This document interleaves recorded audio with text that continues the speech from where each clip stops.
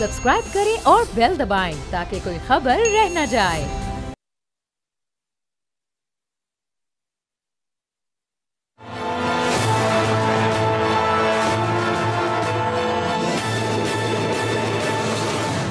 अस्सलाम वालेकुम, मैं हूं बाब जहांगीर। आप देख रहे हैं प्रोग्राम तज्जिया। पाकिस्तान इस वक्त अपने दौर के संगीन तरीन बहरानों से गुजर रहा है। हुकूमती दावों में बेहतरी की तरफ सफर तो जारी है, लेकिन हुकूमती मौशी पॉलिसियों में तसलसल का ना होना और अपने कद से बढ़कर अखराजात करने की वजह से हम इस वक्त सबसे बड़े एनर्जी क्राइसिस में फंस चुके हैं। IPPs के साथ होने वाले मुआहदों की बदौलत हमें एक बहुत बड़े बहरान का सामना है, जिसने मुल्क की मईशत, सनद, ज़राअत और आवाम की जिंदगियों को शदीद नुकसान पहुंचाया है। एक रिपोर्ट के मुताबिक पाकिस्तान में बिजली की कीमतें आलमी औसतन कीमतों से तकरीबन 30% ज्यादा हैं। पाकिस्तान की सनती पैदावार में 15% कमी वाक़ हुई है, जिसने सरमायाकारों के एतमाद को ठेस पहुंचाई है। आवाम और मुल्क की तमाम सेक्टर्स की जानिब से बढ़ते दबाव के बाद हुकूमत ने IPPs के साथ मुआहदों पर नजरसानी करने का फैसला किया है। मुख्तलिफ ऑप्शंस पर गौर शुरू कर दिया है। हुकूमत ने नाकारा पावर प्लांट्स को बंद करने के लिए यकमुश्त अदायगियों का मंसूबा बनाया है। IPP से मुआहदों पर नजरसानी और कुछ पावर प्लांट्स को मकामी कर्जों के जरिए अदायगियां मंसूबे का हिस्सा हैं, जबकि वफाकी हुकूमत ने सरकारी पावर प्लांट्स के मुनाफे में कमी करने पर भी गौर शुरू कर दिया है। बिजली की कीमतों में कमी के लिए वफाक और सूबे मिलकर फंडिंग का इंतजाम करेंगे। वफाक और सूबों के दरमियान 50-50 फंड्स फार्मूला लागू किया जाएगा। ज़राए के मुताबिक वफाकी और सूबाई हुकूमतें 2800 अरब रुपए की फंडिंग का बंदोबस्त करेंगी, जिनमें से 1400 अरब वफाकी और 1400 अरब सूबाई हुकूमतें NFC के तहत अपने हिस्से की रकम से कटवाएंगी।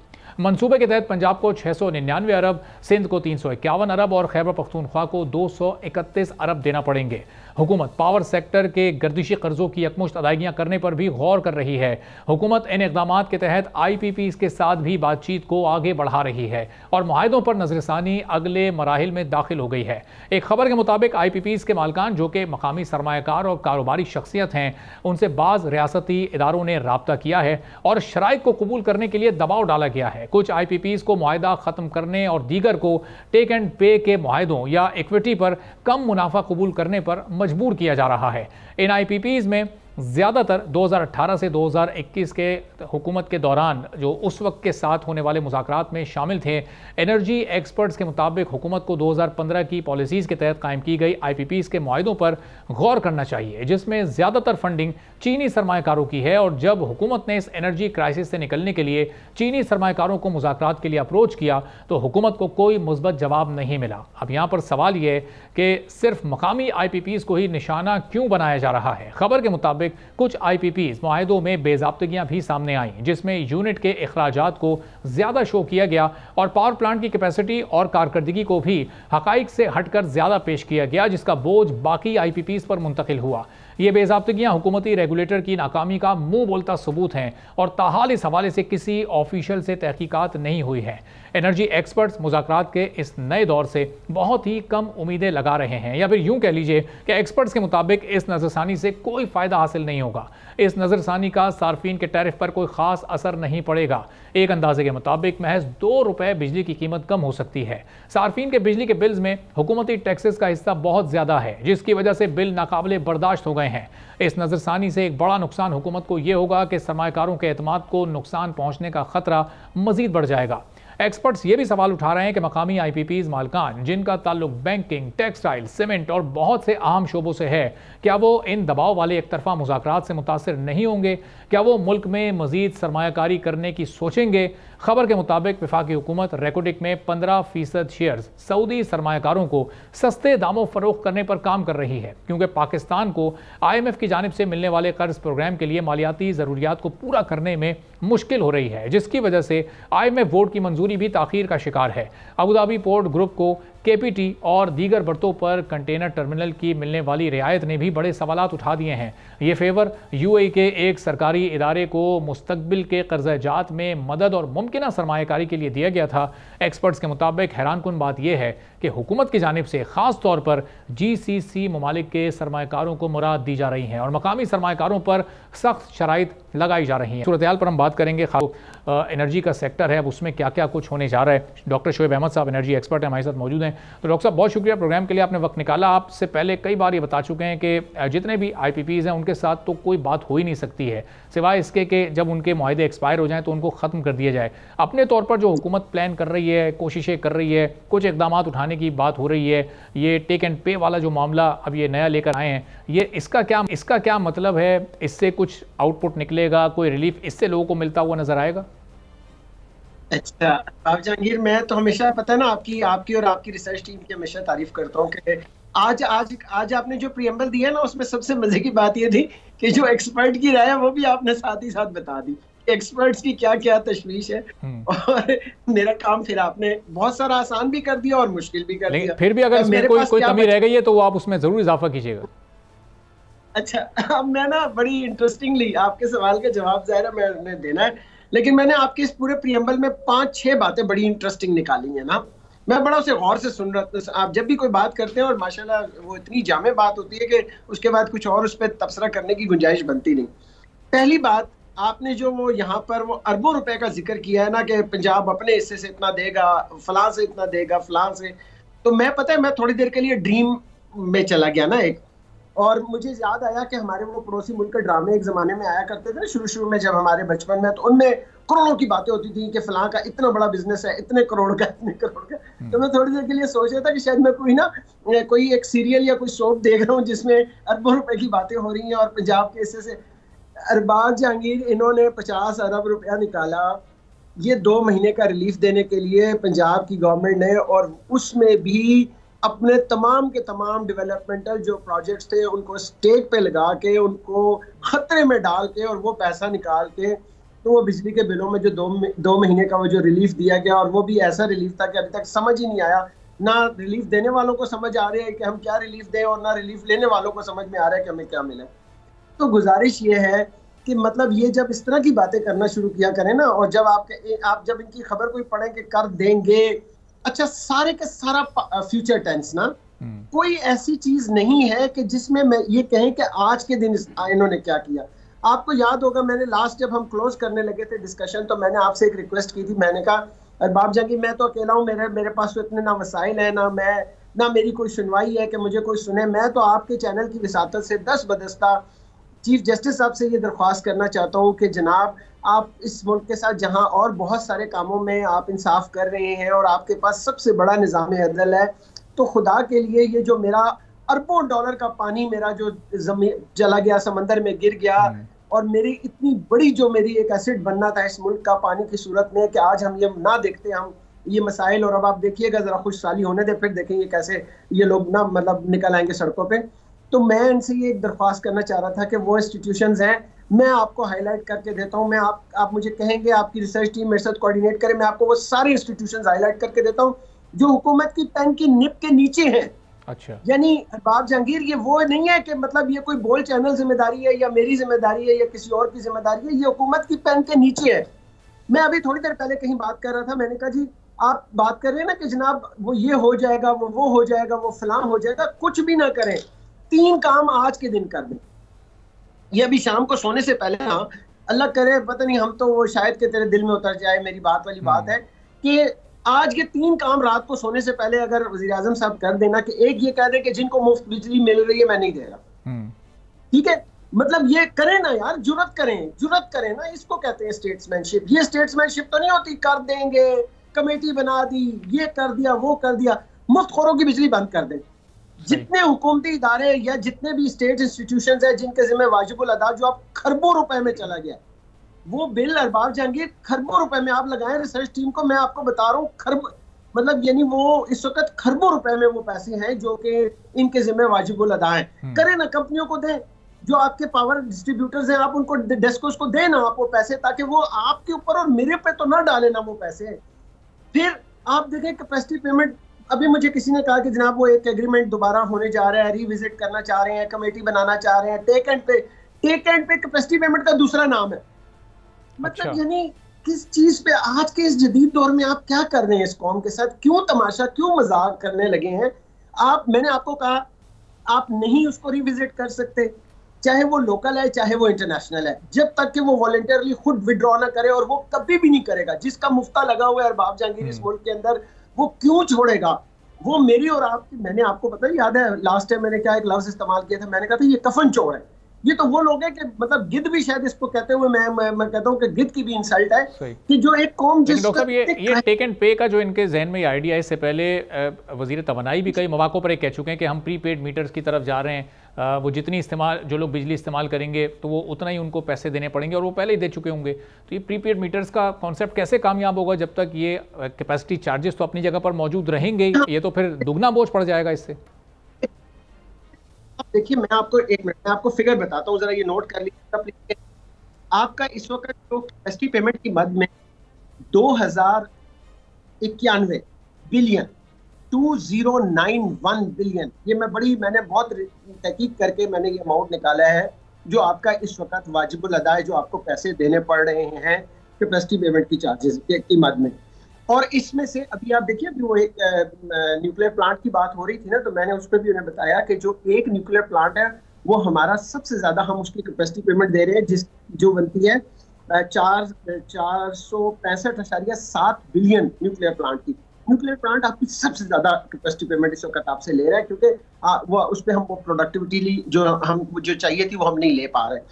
और 70%, यानी ये एक मुतात अंदाजे के मुताबिक जो आपका टोटल बिल है, आप बेसिकली वो जो आपने भी कहा ना कि 3 गुना 4 गुना ज्यादा हम जो इस साउथ एशिया के अंदर या पूरी दुनिया के अंदर वो क्यों दे रहे हैं। बिजली की कॉस्ट आपकी 30% है, 70% इस वक्त जो हमारा कंज्यूमर है वो कैपेसिटी पेमेंट की मद में दे रहा है।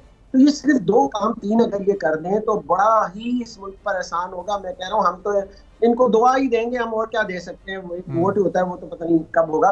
तो बहरहाल सिर्फ मैं ये गुजारिश करना चाह रहा हूँ, आप एक मुफ्तखोरों को बंद करवा दें। एक जो आपने इस वक्त जो आपका अमाउंट जो लोगों का जो आपके स्टेट इंस्टीट्यूशंस के जिम्मे वाजिबुल अदा पैसे हैं, आप वो अदा कर दें। और तीसरी चीज जो ये नहीं कर सकेंगे कभी, लेकिन मेरी ख्वाहिश है, मेरा ख्वाब है कि ये लाइन लॉसेस को कंट्रोल कर लें। अगर ये 3 चीजें काम कर लेते हैं ना, तो मैं आपको जिम्मेदारी के साथ कह रहा हूँ कि आपका 10 to 15-20% तक आपका बिल नीचे आ सकता है। और ये वो काम है अरबाब जहांगीर जो फौरन हो सकते हैं।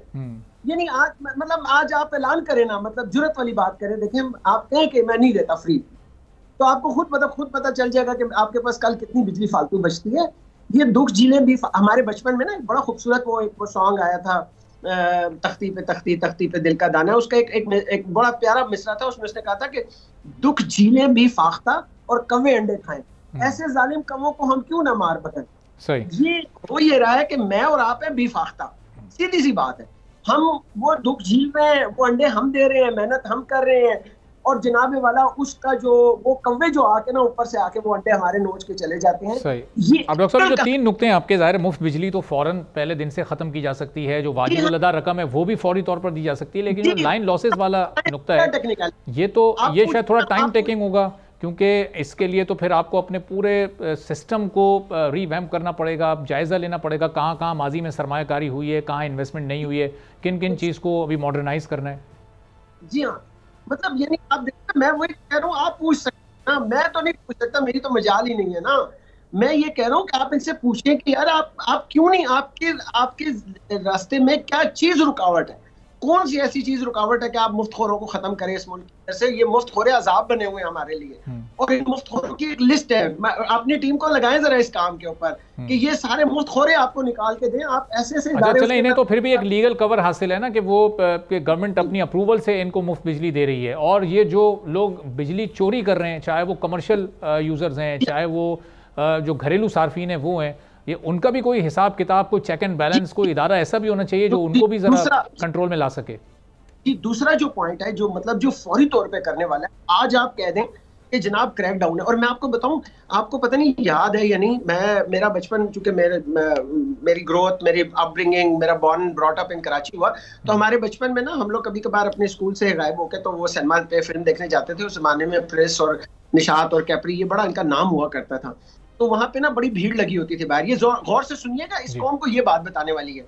तो वहां बहुत भीड़ लगी होती थी, रश और ये वो। तो वहां ना जो उन्होंने वो रखे होते थे ना अपने गार्ड, वो बड़े खास किस्म के वो सीधी गार्ड होते थे, उनके हाथ में पाइप होता था। उन्होंने क्या करना, वहां कोने से ना वो चलते और उस पाइप को घुमाते, उस पाइप में से शू शू शू की आवाज आती और सारे लाइन में लग जाते। हमारी कौम की, मैं बताऊं, इतनी सी इनकी बात है कि अगर आप 2-4 लोगों को भी पकड़ के उनको सही करार वाकई सजा दे देते हैं तो खुदा की कसम ये सीधे हो जाएंगे लाइन में, इनकी इतनी सारी है। लेकिन प्रॉब्लम ये है कि जब सबको पता है कि यार आपका यहाँ पर मतलब जीरो टॉलरेंस का कॉन्सेप्ट ही कोई नहीं है, यहाँ पर जब इंसाफ की बारी आएगी तो मेरे लिए कुछ अलग है, और एक मतलब माजेगामे के लिए कुछ अलग है, और एक वो जो काबरीन है उनके लिए अलग है। ऐसे थोड़ी होता है, ऐसे थोड़ी मुल्क चलते हैं। ऐसे फिर मैं और आप बैठ के बस हम यही रोना धोना जो रोज करते रहते हैं ये करते रहेंगे।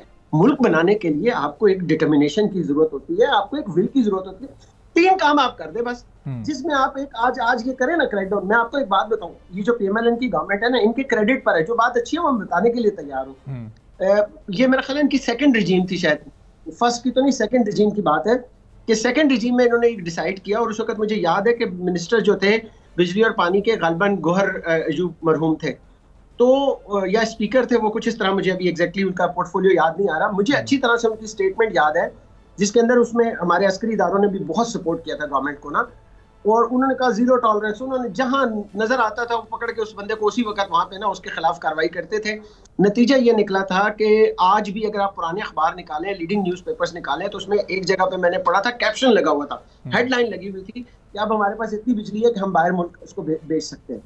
यानी आपके सिस्टम में कैपेसिटी मौजूद है, सब कुछ है, सिर्फ हमारी मेल प्रैक्टिसेस इस कॉम को लेके बैठ गई हैं। तो अब जाहिर है डॉक्टर साहब, वो अच्छी बातें भी अपनी जगह पर हैं, फिर ऐसी चीज़ें भी हैं। जब अगला टेन्योर आया वो 13 से 18 वाला, तो उसी में 2014 में फिर सुलेमान शहबाज की आईपीपी से भी एग्रीमेंट हुआ, जो अभी 2045 में ख़त्म होने जाएगा। तो फिर वो लोड शेडिंग ख़त्म करने का क्रेडिट तो लेते हैं, लेकिन जो आईपीपीज़, दर्जनों आईपीपीज़ जो उनके अदवार में लगाई गई हैं, बहुत करीब तरीन लोगों की हैं, उनसे बातचीत करने को भी तैयार नहीं है, जिनसे नेगोशिएशन हो सकती है। क्यों बातचीत करें? अब मैं कह रहा हूं, ये कहानियां हमें ना कमेटी बना दी, इतनी तजावीज आ गई, ये नहीं हो सकती।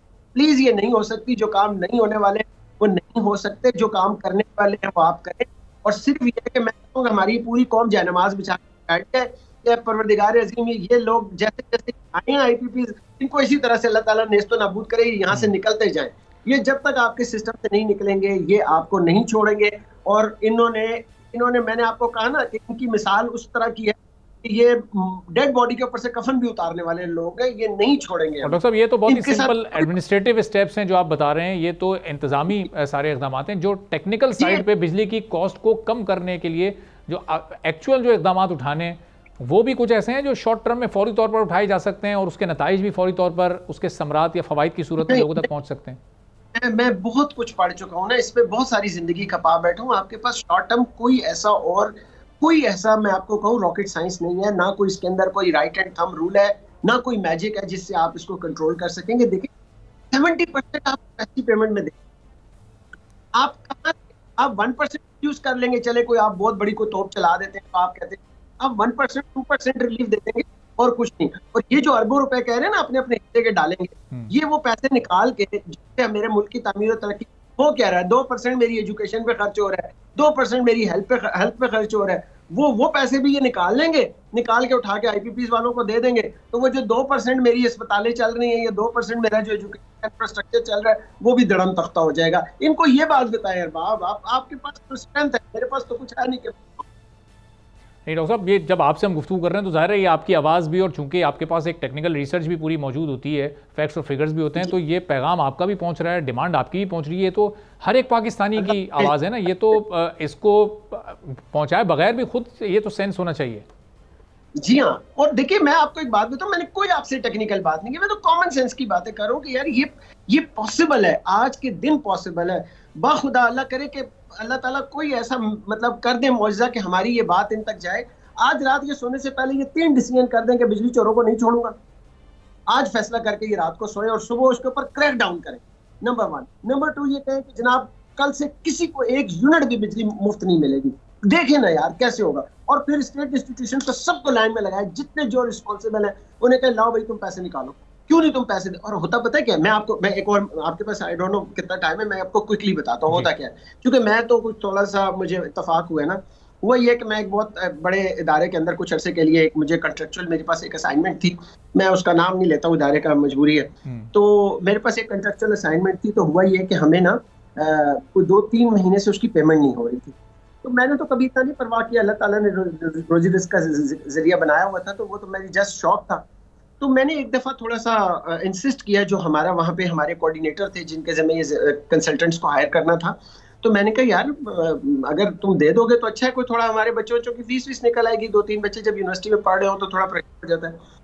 तो पता चला कि वो जो पैसे आए थे कंसल्टेंट्स के, वो उन्होंने उन्हें कोई तकरीब दो तकरीब करनी थी जिसके अंदर कोई उस वक्त के अकाबरीन आ रहे थे, तो उन्होंने जो कंसल्टेंट्स के पैसे थे उनसे वो तकरीब करके तो शाबाश ले ली, आगे अपना टेन्योर इंक्रीज करवा लिया, और जनाब उन्होंने कहा कि आप कहीं और से पैसे आएंगे तो वो हम आपको पे करेंगे। इस वक्त ऑन ग्राउंड ये हो रहा है। ये जो खुशामदीद टोले बैठे होते हैं ना सरकार में, और ये ऊपर से लेकर नीचे तक है, ये क्या करते हैं कि जहां बात आती है डेवलपमेंट की, जहां बात आती है प्रमोशन की, प्रोग्रेस की, वहीं पे फरमाइश आ जाती है कि जनाब 10 बंदों को दुबई में ठहराना है इस वक्त ना, और वो किसके हैं जी, वो फलां मिनिस्टर साहब के मेहमान हैं, वो पैसे वहां हो जाते हैं ट्रांसफर। ठीक है, अब ये जो 2%, 3% आपके पास हेल्थ है, एजुकेशन है, होगा क्या? ये जो जिन लोगों आपने कहा ना एनएफसी की मद में, अब उसके लिए भी तो पहले आपको कोई पूलिंग करनी पड़ेगी रकम, और वो रकम कहाँ से आएगी? आप कर्जा लेंगे, बिल्कुल सही, आपके पास तो रही कोई नहीं, टैक्स तो देता कोई नहीं है यहाँ पर, ठीक है, अनडॉक्यूमेंटेड आपकी इकोनॉमी है, तो नतीजा क्या होगा? अरबाब जहांगीर वो पैसे ये पूल इन करेंगे, वो लेंगे ये बाहर से कर्जा, उस कर्जे को जनाब आप ये इसी तरह से अल्लाह में खर्च कर देंगे। बाद में हम आज कहते हैं कि मेरे बच्चे पे 1 लाख रुपए का कर्जा है, तो जो 2 दिन बाद बच्चा पैदा होने वाला होगा उसके ऊपर वो 1.5 लाख का। ठीक है शुएब साहब, चलें अब हम अपनी, आपकी और तमाम पाकिस्तानियों की आवाज़ तो इन तक पहुंचाते रहेंगे। अब देखते हैं कि कब कोई अमली इक़दाम होते हैं, हमें नजर आते हैं। बहुत बहुत शुक्रिया डॉक्टर शुएब अहमद साहब, एनर्जी एक्सपर्ट हमारे साथ मौजूद। एक छोटे अब ब्रेक के बाद जब वापस आएंगे तो अब इदारों की प्राइवेटाइजेशन फिर से मुश्किलात का शिकार हो रही है, क्या रुकावटें आ रही हैं PIA की प्राइवेटाइजेशन में, एक ब्रेक के बाद इस पर बात करेंगे। डॉक्टर खाकान नजीब साहब हमारे साथ मौजूद होंगे।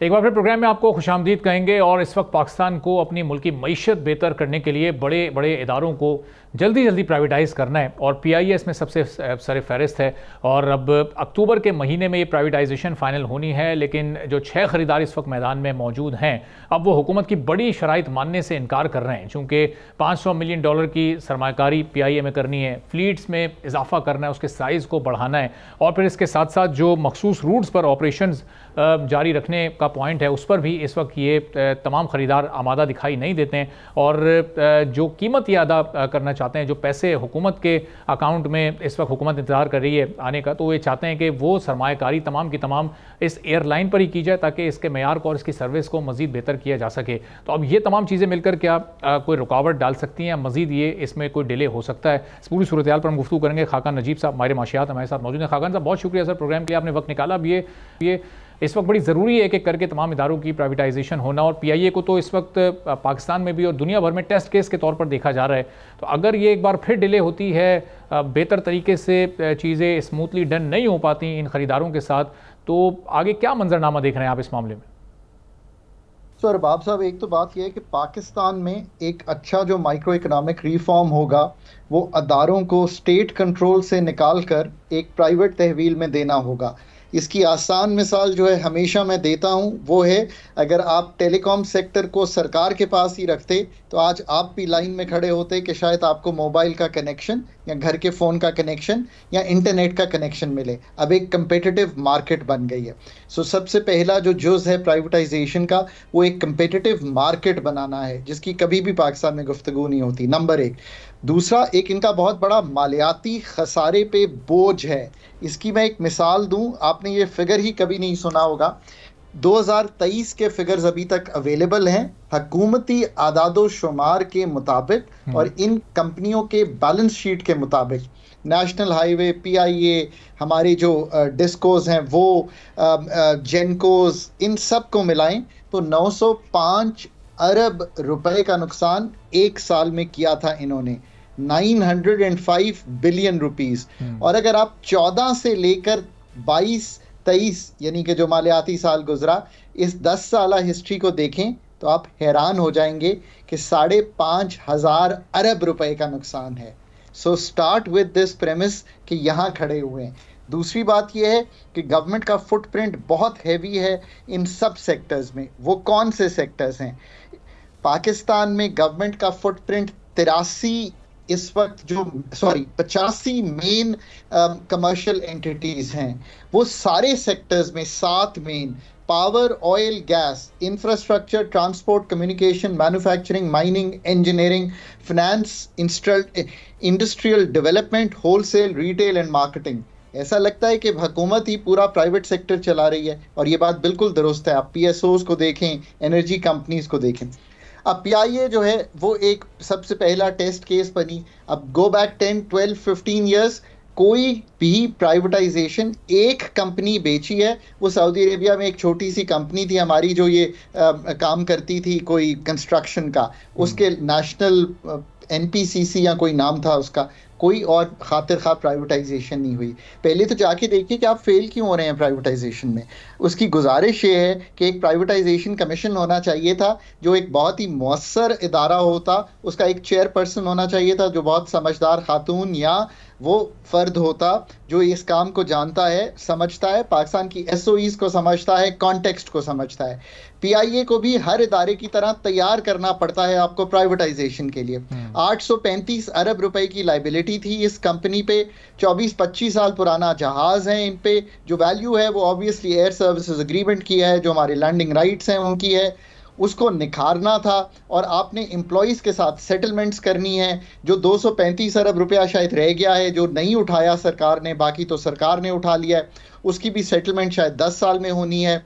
फिर एक फ्रेमवर्क देना था जो इम्प्लीमेंटेबल फ्रेमवर्क हो, वो भी आपको इन्हीं लोगों से तैयार कराना था जो कि इन चीज़ों को समझते हों। अगेन मैं बार बार कहता हूं कि पाकिस्तान में प्राइवेटाइजेशन सिर्फ इसलिए नहीं हुई कि पॉलिटिकल विल नहीं थी, the technical, the professional will to be able to turn these entities into saleable projects. अगले 10 साल पे इनकी डिस्काउंटेड कैश फ्लो देकर ये काम हम नहीं कर सके। अब जब हमने जो भी इस वक्त शरायत रखी होंगी वो ऐसी होनी चाहिए कि प्राइवेटाइज्ड अदारा एफिशिएंट हो, प्राइवेटाइज्ड अदारा बढ़े, एम्प्लॉइज़ की सेटलमेंट क्लियर हो, एयर सर्विसेज एग्रीमेंट कैसे जाने हैं। अब ये काम ऑब्वियसली जब सरकार करती है तो शायद उस लेवल पे नहीं कर पाती और बार बार आप डिलेज देख रहे हैं। बट उसके साथ साथ मैं ये ज़रूर कहूँगा कि PI की प्राइवेटाइजेशन को जहाँ पे आज ले आए हैं ये हम पहले कभी भी नहीं ला सके थे। 2023 में 80 अरब का नुकसान किया था इस एयरलाइन में, कोई हमारे पास चारा नहीं है। बट इस वक्त ऑफ कोर्स एक जैसे कहेंगे हेस्टेंड सेल है, बिकॉज हम चला नहीं पा रहे, बिकॉज हम आज तक CEO कहीं अपॉइंट नहीं कर पाए, हम अच्छे बोर्ड्स बना नहीं पाए, बना भी लें बोर्ड्स तो बोर्ड्स का स्टेक नहीं होता। तो प्राइवेटाइजेशन कमीशन को, इस अदारे को इस तरह तैयार करना है विच लुक्स ल्यूक्रेटिव, कीमत उसकी अच्छी मिले, गवर्नमेंट का स्टेक भी रहेगा। ये भी याद रखिए PTCL जब बिका था, आज भी 74% स्टेक आपका है, स्टेट का है, पाकिस्तान के, यहाँ पे खड़े हैं। ठीक है, तो खान साहब ये अभी जो फिगर आपने ये सारे इदारों के खसारे का 10 साल का बताया, 5,500 अरब, जो तो कोई $2 अरब बनता है, और ये IMF की दो प्रोग्राम के बराबर है। हम $1 अरब के लिए कितनी बड़ी उनकी शराइत मान रहे होते हैं। कमीशन की आपको ज़रूरत इतनी क्यों महसूस हो रही है, जबकि मिनिस्ट्री ऑलरेडी मौजूद है। इन 10 सालों में 7 साल ऐसे गुजरे हैं कि जब मिनिस्ट्री भी अलग से फॉर्म हो चुकी थी प्राइवेटाइजेशन की, तो उसने अपनी जिम्मेदारियां नहीं पूरी की। अगस्त 2017 से आज तक जो इस मिनिस्ट्री की परफॉर्मेंस है, कोई एक इदारा भी प्राइवेटाइज नहीं हो सका। ये प्रोसेस तो बहुत तेज़ हो जाना चाहिए था, बहुत सिंप्लीफाई हो जाना चाहिए था। अभी तक इतना कॉम्प्लिकेटेड, इतना मुश्किल, और अभी तक इदारे इतने खसारों में चल रहे हैं, तो फिर ज़रूरत क्या थी इस मिनिस्ट्री को बनाने की जो अभी तक चलती रही है? Arbab, that's a great question, right. हमें जाके देखना पड़ेगा कि 460 दिन लगते हैं किसी अदारे को बेचने को, अगर हम सारे प्रोसीजर्स में से गुजरें। तो किसी को तो प्राइवेटाइजेशन कमीशन में जाकर ये कहना चाहिए था कि जो प्राइवेटाइजेशन लॉ है उसको बेहतर करने की ज़रूरत है। एक प्राइवेटाइजेशन डिवीज़न है, फिर हमने एक प्राइवेटाइजेशन कमीशन बनाया। कमीशन का मतलब ये था कि उसमें प्राइवेट सेक्टर प्रोफेशनल्स आएंगे, उसको टेक ओवर करेंगे और उसको एक एसेट मैनेजमेंट कंपनी की तरह चलाएंगे। ये सारे एसेट्स, ये हम कहते थे ना कि हमने बनाना है जो ये सिंगापुर और इनके टमासक और ये कंपनीज जो हैं इनकी उस पे, जिसमें ये प्राइवेटाइजेशन कमीशन वो ही अदारा था। मतलब आज तक कोई समझ ही नहीं पा रहा पाकिस्तान में, जब कोई चीज़ प्राइवेटाइजेशन की लिस्ट पर आ जाती है तो ये होल्डिंग कंपनी ही है। प्राइवेटाइजेशन कमीशन बनाने का मकसद ही ये था। मेरा ख्याल है किसी ने ऑर्डिनेंस ही नहीं जाकर गौर से पढ़ा होगा। मकसद क्या था? मकसद बड़ा क्लियर था। मकसद ये था कि ये अदारा पीआईए को, डिस्कोस को टेक ओवर कर लेगा। आप यकीन करें कि एक बंदा भी तब्दील नहीं किया जा सकता जब प्राइवेटाइजेशन कमीशन टेक ओवर कर लेता है एक अदारे को, एक एंटिटी को, इतने राइट्स आ जाते हैं। पर चूंकि आप कभी भी प्राइवेटाइजेशन कमीशन को भी पनपने नहीं दे सके, एक प्रोफेशनल कॉम्पिटेंट एचआर बेस्ड अदारा, कंसल्टेंट्स हों,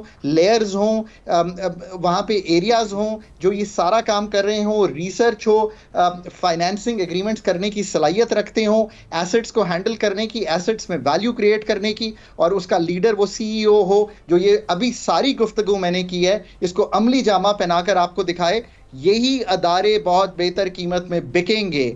आज तक आपने प्राइवेटाइजेशन कमीशन को पिछले 10-15 साल में फिर इवैल्यूएट कर लेना था, प्राइवेटाइजेशन लॉ को इवैल्यूएट कर लेना था, जो इंप्रूवमेंट्स थी कर लेनी थी। अब तो आपके पास एक और लॉ भी आ गया जिसमें इंटर गवर्नमेंटल ट्रांजैक्शंस कर सकते हैं आप, जिसका मतलब है G2G, पर वो ट्रांसपेरेंसी नहीं आती उसमें। अगर प्राइवेटाइजेशन कमीशन अपना ये सारा काम आज तक बहुत ही तनदेही से कर रहा होता, डिवीजन सपोर्ट में होते, पॉलिटिकल लीडरशिप सपोर्ट कर रही होती, तो 905 अरब का नुकसान, 905 अरब रुपए का नुकसान 2023 में इन एंटिटीज का नहीं होता। 91 की दिहाई में जब इंडिया में मनमोहन सिंह आए और उन्होंने टेक ओवर किया और ये प्रोसेस चलाया, इकोनॉमिक रिफॉर्म का एक इम्पॉर्टेंट जो था वो प्राइवेटाइजेशन था। चाइना में भी ऐसा ही हुआ है, पर पाकिस्तान पिछले 10-15 साल से ये जो डिस्कोस है, मेरा ख्याल है 25 साल से फेस्को और आईएसको जो है लिस्ट पे हैं। सो कोई तो पुराने बोर्ड्स को पूछ सकता है कि आपने आखिर क्यों नहीं आगे बढ़े, आप क्यों, आपको कबातें आई।